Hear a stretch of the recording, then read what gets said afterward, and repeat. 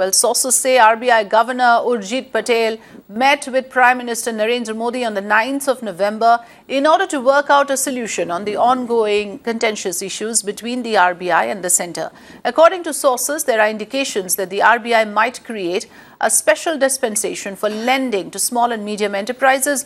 This supposed meeting comes a week before the crucial board meeting that is supposed to be held on the 19th of November, in which other thorny issues are likely to be discussed. The tensions between the central bank and the government escalated after the Finance Ministry initiated the discussion of imposing Section 7 of the RBI Act. Vivek Iyer joining us on the phone line. Vivek, now we're looking at those important issues which have become contentious between the government and the RBI, particularly the issue related to cash reserves and liquidity. What are we looking at when we talk of this meeting that has already taken place between the PMO and the RBI governors? And now, of course, I believe there are more meetings lined up before that big board meeting on the 19th? Well, that's right, and this is actually coming as a very big relief to both, Dalal Street as well as Mint Street.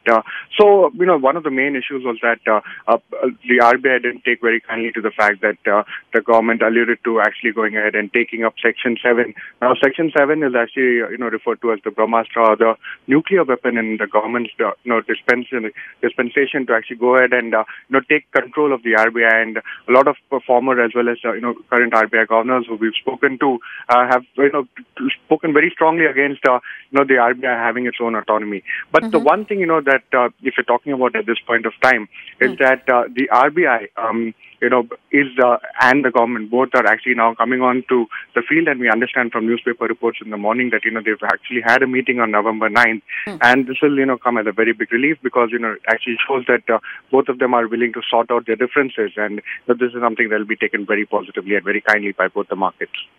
Right, and that is important, isn't it? The consensus building process, Vivek, is this part of that? Because clearly, both these power centers have different interests. The RBI looks at itself as a body that maintains a certain security system for the economy at large, whereas for the government, growth figures are important. Is that the reason why we find that somewhere there is the two bodies are in some sort of a collision course even now?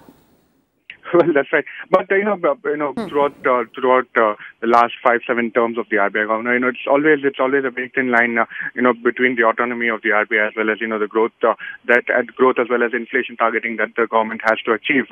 But the one good thing which has happened at this point of time is that the RBI has put its foot down quite firmly, saying that we will not allow the government to dictate terms.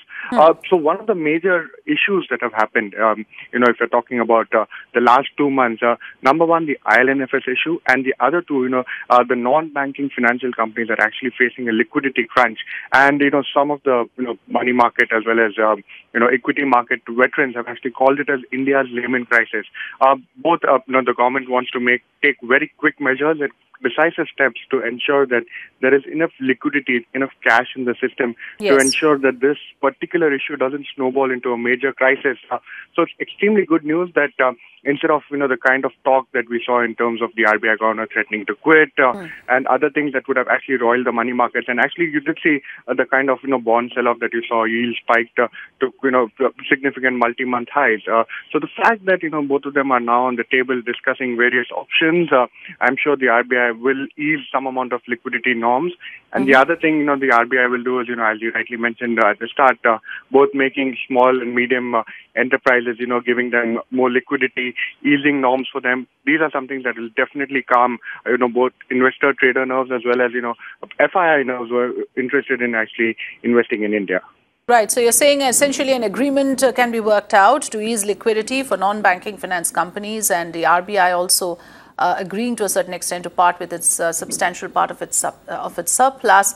All of that will be panning out over the next couple of days. Thanks for joining us, Vivek, with your inputs on this.